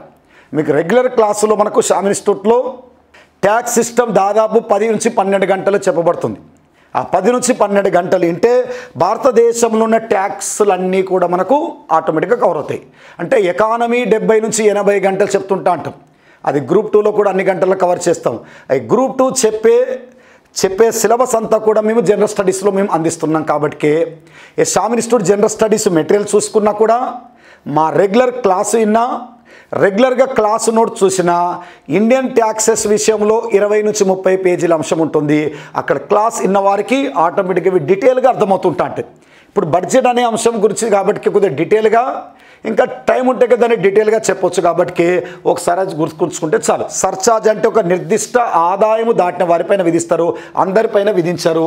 5 కోట్ల మించి ఆదాయం ఉన్న వారిపైన 37 విధించేవారు. ఇప్పుడు దాన్ని ఎంత తగ్గించారు? 25%కు తగ్గించారని గుర్తుంచుకుంటే చాలు. ఎంతకు తగ్గించారు అంటాడు. అదేవిధంగా మరొక స్కీమ్ వివాద్ సే విశ్వాస్ 2 అనే స్కీమ్. అంటే గతంలో 1 ఉండే, అంటే ఆదాయం పన్ను చెల్లింపులలో మన తగాదులు ఉంటాయి. వివాదాలకు వెళ్ళండి, విశ్వాసంతో పన్ను చెల్లించండి అని ఆదాయ పన్ను విషయంలో ఏమైనా వివాదాలు ఏర్పడితే వాటిని పరిష్కరించడానికి వివాద్ సే విశ్వాస్ అనే 2 పథకాన్ని మనకి ఇంట్రొడ్యూస్ చేశారు. గతంలో కూడా ఉంది.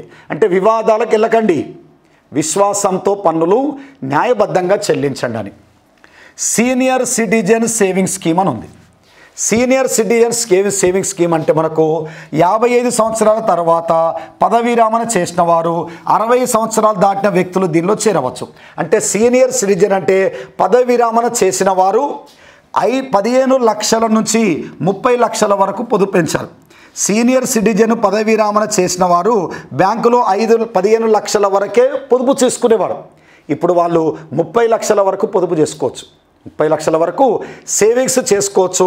ఈ 15 లక్షల నుంచి ఎంతకు పెంచారన్నప్పుడు 30 లక్షలకు పెంచారని గుర్తుంచుకోండి. దీనిపైన 8% వడ్డీ అనేది వస్తుంది.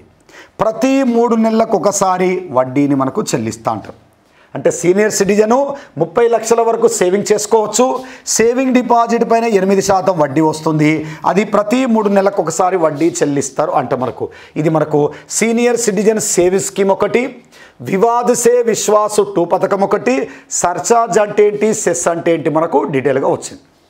దీనితో పాటుగా post office monthly income account scheme అన్నాడు.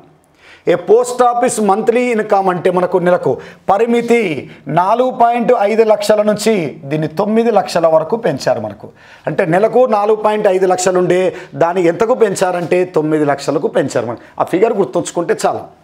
ఉమ్మడి ఖాతా పరిమితి పెంపు, జాయింట్ అకౌంట్, ఇద్దరు కలిసి అకౌంట్ చేస్తే గతంలో 9 లక్షలే తీసుకునేవారు. ఇప్పుడు 15 లక్షల వరకు కూడా జాయింట్ అకౌంట్ తోటి మనకు ఖాతా ఓపెన్ చేయొచ్చు. భార్యాభర్తలు ఇద్దరు పేరు మీద 9 లక్షలు అనేది మనకు డిపాజిట్ ఉన్నప్పుడు 15 లక్షల వరకు పెంచారు.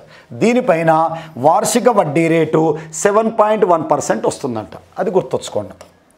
అదేవిధంగా ఆజాదీ కా అమృత్ మహోత్సవ్ మహిళా సమ్మన్ బచత్ పత్ర పథకం అన్నట్టు, ఇది ఇంపార్టెంట్.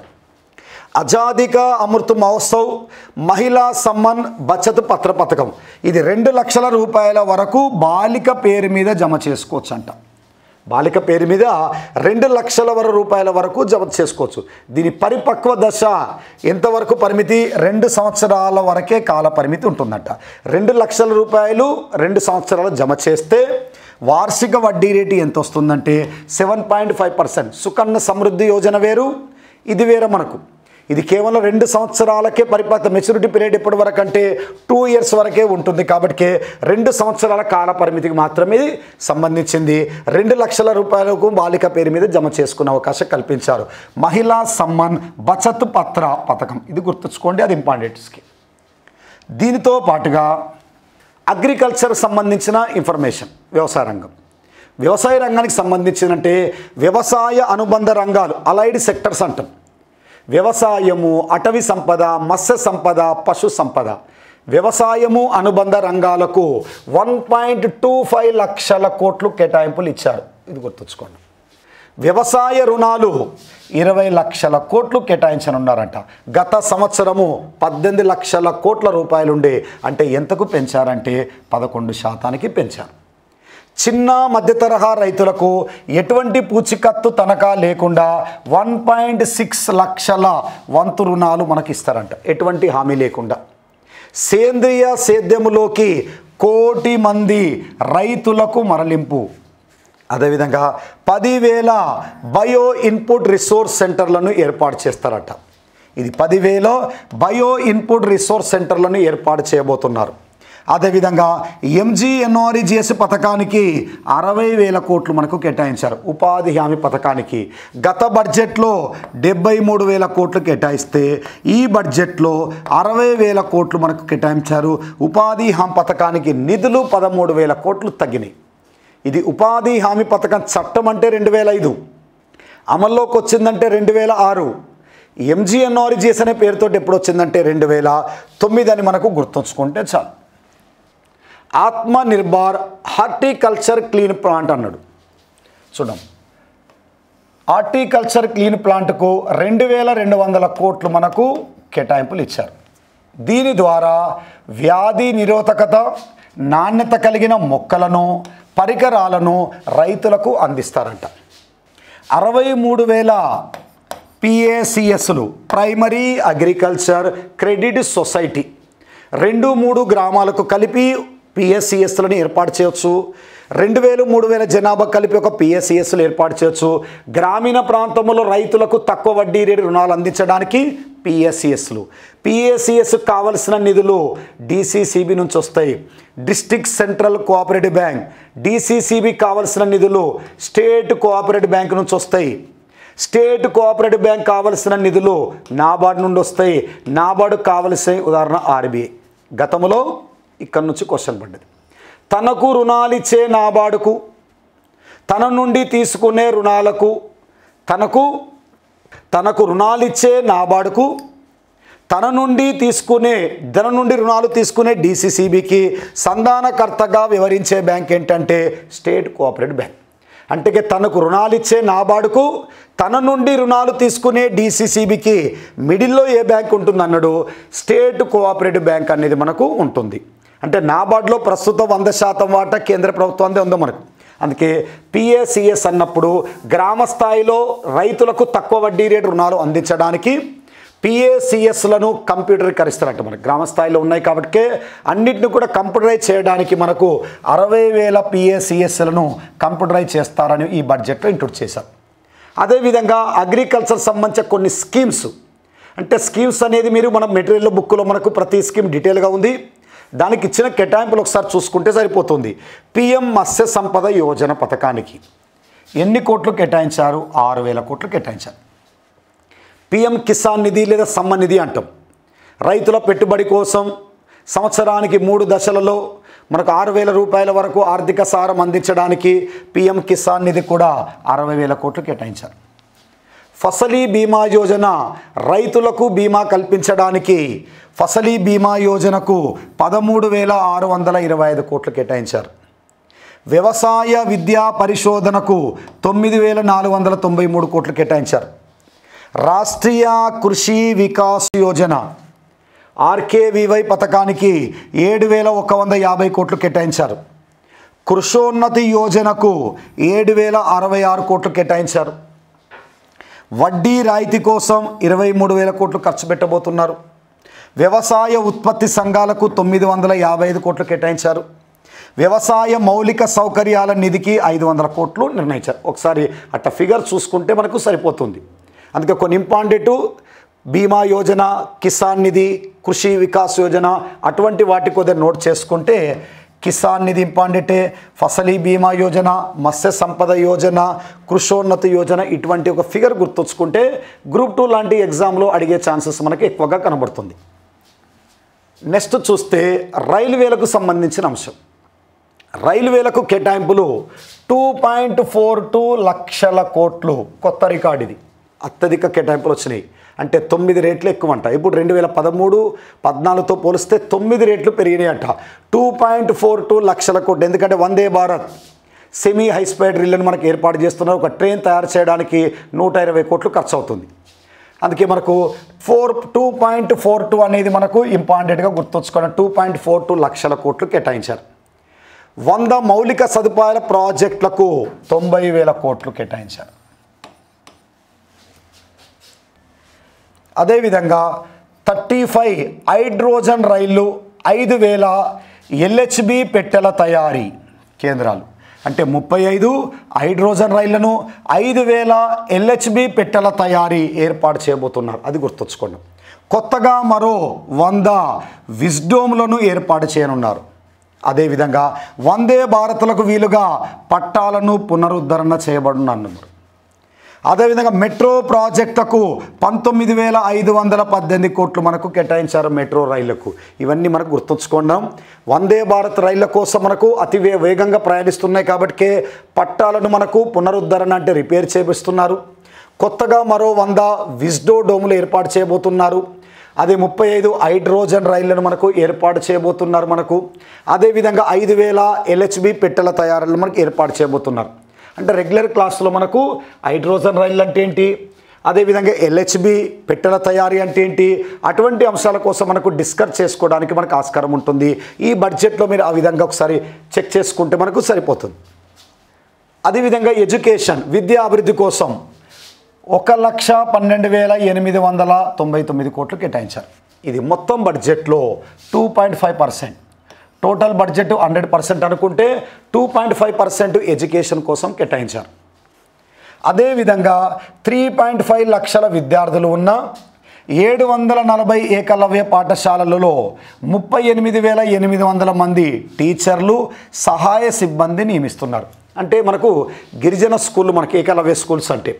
అందుకే 3.5 లక్షల విద్యార్థులున్న 740 ఏకలవ్య పాఠశాలలో 38,800 మంది టీచర్లను, సహాయ సిబ్బందిని నియమించబోతున్నారట. జాతీయ విద్యా మిషన్ ఎంత 38,953 కోట్లు కేటాయించారు.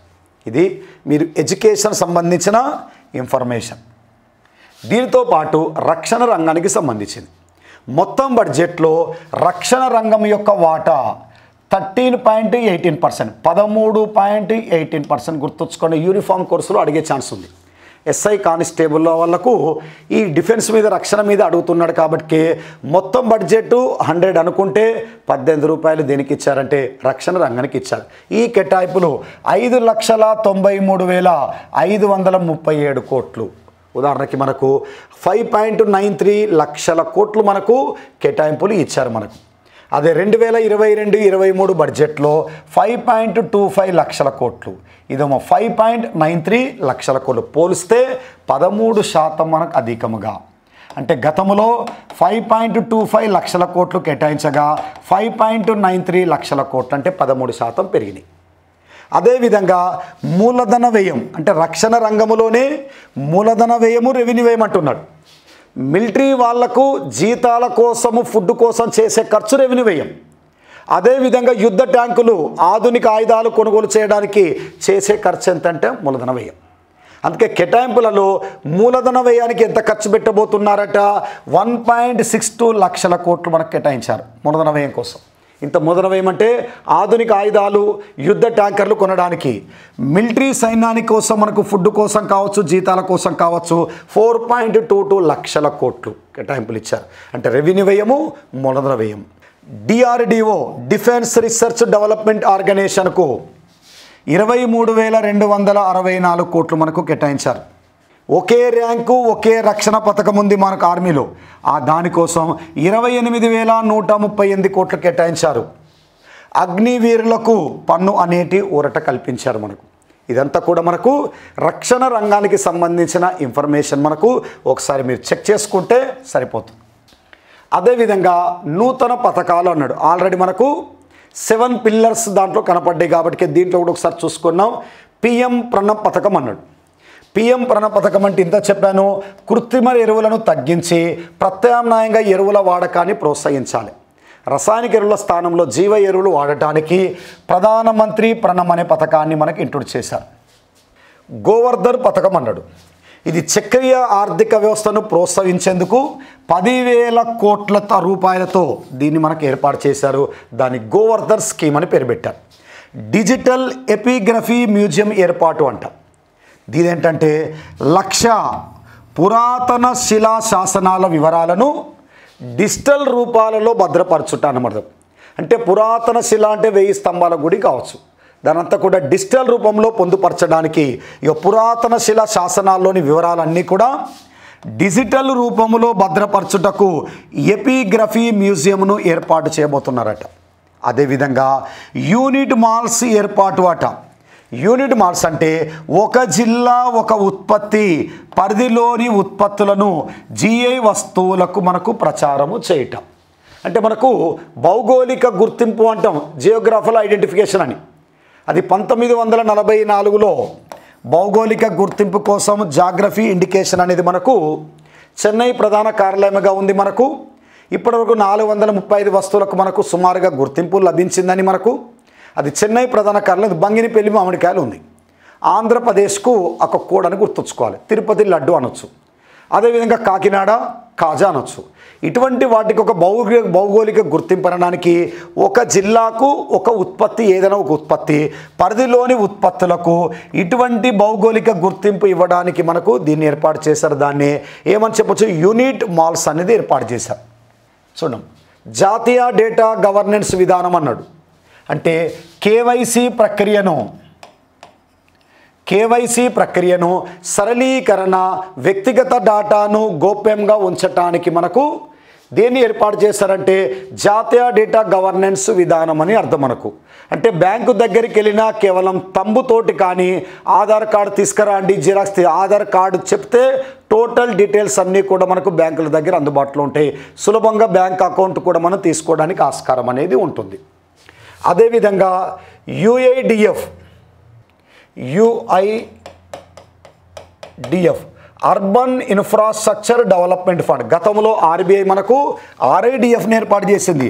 రూరల్ ఇన్ఫ్రాస్ట్రక్చర్ డెవలప్మెంట్ ఫండ్ను 1995లో తీసుకొచ్చారు. గ్రామీణ అవస్థాపన అభివృద్ధి నిధి, గ్రామీణ ప్రాంతంలో ఇన్ఫ్రాస్ట్రక్చర్ మౌలిక వసతులను కల్పించడానికి. ఇదేంటిది, పట్టణ ప్రాంతంలో ఇన్ఫ్రాస్ట్రక్చర్ కోసం మనకు అర్బన్ ఇన్ఫ్రాస్ట్రక్చర్ డెవలప్మెంట్ ఫండ్ను ఏర్పాటు చేశారు. ఆర్ఐడిఎఫ్ ప్లేస్లో 6 ప్లేస్లో ఏమొచ్చిందంటే యు వచ్చింది మనకి. అదేవిధంగా పిఎం మనకు చూసినట్టయితే ఇంతకుముందు ప్రణబ్ స్కీమ్ అని తీసుకొచ్చారు. పిఎంపివిటీజీ అనే స్కీమ్ మనకు ఉంది. మనకు ఇది దేనికోసం అన్నప్పుడు మనకు గిరిజన ప్రాంతాలలో దుర్భర గిరిజన తెగలను అభివృద్ధి చేయటం కోసం మనకు ఏర్పాటు చేశారు. మనకు అంటే ప్రధానమంత్రి పీవీటీజీ పథకాన్ని మనకు ఇంట్రొడ్యూస్ చేశారు. దాని అబ్రవేషన్ మనకు చూడడం ట్రైబల్ గ్రూప్స్ కోసం. గిరిజన ప్రాంతాలలో గిరిజన పరిస్థితి దుస్థితిగా ఎక్కువగా ఉంది కాబట్టి వాళ్ళు ఎక్కువగా ఇబ్బందులకు గురవుతున్నారు కాబట్టి గిరిజన తెగలను అభివృద్ధి చేయటానికి మనకు ఒక స్కీమ్ను మనకి ఇంట్రొడ్యూస్ చేశారు. ట్రైబల్ గ్రూప్ స్కీమ్ అని మనకి ఇంట్రొడ్యూస్ చేశారు. దాన్ని పిఎంపివిటీజీ స్కీమ్ను మనకి ఇంట్రొడ్యూస్ చేశారు. అదేవిధంగా ఈ కోర్టుల 3వ దశ పథకం అన్నాడు. అంటే న్యాయాన్ని వేగవంతముగా అందించాలనే ఉద్దేశం కొద్దీ ఈ కోర్టు 3వ దశ. అంటే లాయర్లు అదేవిధంగా మన ఇద్దరం చర్చల ద్వారా మనకు న్యాయతరముగా మనకు చేయడానికి కోవిడ్ సమయంలో కూడా మనకు కోర్టుకు వెళ్లకుండానే మనకు ఆటోమేటిక్గా మనకు న్యాయపరమైనవన్నీ కూడా మనకు వేగంగా అందించడం అనేది జరిగింది. అందుకే న్యాయాన్ని వేగముగా అందించడం కోసం మనకు ఈ కోర్టుల 3వ దశ పథకానికి ఎన్ని కోట్లు ఏర్పాటు చేశారంటే 700 కోట్లు ఏర్పాటు చేశారు. అదేవిధంగా మనకు ఇక్కడ చూస్తే బడ్జెట్లో ప్రశ్నల సరళి ఏ విధంగా ఉంటుంది, ఏ విధంగా ప్రశ్నలు అడగబోవచ్చు. గతంలో బడ్జెట్ అనే పదము ఏ పదాభాషం నుంచి వచ్చింది అన్నాడు. బౌగెట్టి ఇక్కడ చూసినట్టయితే గ్రూప్ 1 2004 క్వశ్చన్ చూసినట్టయితే 2004-05 బడ్జెట్లో రక్షణ శాఖకు కేటాయించిన మొత్తం అన్నాడు. అంటే క్వశ్చన్ల తల్లి ఈ విధంగా ఉంది, 77,000 కోట్లు కేటాయించారు. ఈ విధంగా క్వశ్చన్ అడుగుతున్నారు. అదేవిధంగా భారత ప్రభుత్వం 2003-2004 కేంద్ర బడ్జెట్లో పరిష్టి బీమా యోజనను ప్రకటించింది. ఇది ఎవరికి లభిస్తుంది అన్నాడు. ఆన్సర్ ఏంటో, సీనియర్ పౌరులకు లభిస్తుంది. అంటే డిజిన్వెస్ట్మెంట్ ఆర్డర్ అనేది మనకు టోటల్ మన మెటీరియల్లో పూర్తిగా ఉంటున్నాం. గత సంవత్సరం డిజిన్వెస్ట్మెంట్ ఎంత, ఇప్పుడు డిజిన్వెస్ట్మెంట్ ఎంత, డిజిన్వెస్ట్మెంట్ ఎప్పుడు స్టార్ట్ అయింది, 9 సంవత్సరాల్లో డిజిన్వెస్ట్మెంట్ ద్వారా వచ్చిన ఆదాయం ఎంత అనేది ఆర్థిక సర్వేలో మనకు చెప్పడం జరిగింది. కాబట్టి మన మెటీరియల్లో కూడా ఫుల్ ఇన్ఫర్మేషన్ మనకు కొత్త బడ్జెట్తో పాటుగా మళ్ళీ రివైజ్డ్ బుక్ అనేది మనకు ఆల్రెడీ రివైజ్డ్ అయింది. కాబట్టి దానికి తోడుగా ఒక 2-3 పేజీలు మీకు అందుబాటులోకి ఉంచుతాం. సీనియర్ పౌరులు. అదేవిధంగా పార్లమెంటులో సాధారణ బడ్జెట్ను ఆమోదం పొందాక ముందే పార్లమెంటు మంజూరు చేయముందు చెల్లింపు కింది విధముగా ఉంటుందంట. ఓట్ ఆన్ అకౌంట్ అంటాం దీన్ని. మనము రాజ్యాంగంలో 116 ఆర్టికల్ ప్రకారము మనకు ఓట్ ఆన్ అకౌంట్ ద్వారా ఓట్ ఆన్ అకౌంట్ ద్వారా అమౌంట్ను పొందే అవకాశం కల్పించారు మనకు. దీన్నే తాత్కాలిక బడ్జెట్ అనొచ్చు, లేదా ఓట్ ఆన్ అకౌంట్ అనే పేరుతోటి మనకు పిలవచ్చు. రేపు అడిగే ఎగ్జామ్లో కూడా మనకు బడ్జెట్ స్ట్రక్చర్ నుంచి కావచ్చు, ఆర్థిక సర్వే నుంచి కావచ్చు, అదేవిధంగా మనకు చూస్తే బడ్జెట్లో స్టాటిస్టికల్ రిపోర్ట్ కావచ్చు, ఎగ్జామ్లో అడిగే ఛాన్సెస్ ఉంది. కాబట్టి మేము అప్డేట్ చేసిన బుక్ కావచ్చు, రీసెంట్గా తయారు చేసిన ఆర్థిక సర్వే కానీ బడ్జెట్ కావచ్చు, ఇవి చదువుకుంటే మీకు మ్యాక్సిమంగా మీకు ఏ ఎగ్జామ్లో అయినా 1-2 క్వశ్చన్లు రావడానికి అందుబాటులో ఉంటాయి. కాబట్టి మా శ్యామ్ ఇన్స్టిట్యూట్ మెటీరియల్ 1 జనరల్ స్టడీస్లో ఆల్ సబ్జెక్ట్ అనేటివి పూర్తిగా అప్డేట్ అయినాయి. మనకు ప్రతి చాప్టర్ వెనుక బిడ్ బ్యాంక్తో పాటు ప్రీవియస్ పేపర్స్ ప్రాక్టీస్ బిట్స్ ఇచ్చాం. ఆ చాప్టర్ వెనుక క్వశ్చన్లు చదువుకున్నా కూడా 3 క్వశ్చన్లు వచ్చినాయి మన కానిస్టేబుల్లో. అందుకే మనకు చాప్టర్ వెనుక మనకు ప్రాక్టీస్ పేపర్స్ అనేటివి మనకు క్వశ్చన్స్ ఇచ్చాను, ప్రీవియస్ పేపర్లు ఇచ్చాము. కాబట్టి ప్రశ్నల సరళి ఏ విధంగా ఉంటుందనేది కూడా మనకు అబ్జర్వ్ చేయడానికి మెటీరియల్ వెనుక మనకు ఉంది. కాబట్టి ఆ మెటీరియల్ చదవండి. ప్రతి చాప్టర్ మనకు అప్డేట్ ఉంది. కాబట్టి ప్రతి చాప్టర్ అప్డేట్, మనకు కంటెంట్ అప్డేట్ కావాలంతే. ఇండియన్ ఎకానమీలో సిలబస్ ఏమిచ్చాడో ఆ సిలబస్ అప్డేట్ కావాలి. అప్డేట్ అన్నప్పుడు 22-23 బడ్జెట్ ఫాలో కాండి, 23-24 బడ్జెట్ ఒకటి, 22-23 ఆర్థిక సర్వే ఫాలో అయితే మీకు ఏ ఎగ్జామ్ అయినా రేపు రాబోయే మళ్ళీ బడ్జెట్ వరకు కూడా ఇదే బడ్జెట్ ఉంటుంది మీకు. అందుకే దీనిని ఆధారంగా చేసుకొని మీరు చదివితే రేపు రాబోయే ఎస్ఐ ప్రిలిమ్స్ కావచ్చు, ఎస్ఐ మెయిన్స్ కావచ్చు, లేదా కానిస్టేబుల్లో సక్సెస్ కావడానికి శ్యామ్ ఇన్స్టిట్యూట్ మెటీరియల్ మీకు అందుబాటులో ఉంటుంది. కాబట్టి all the best. Thank you.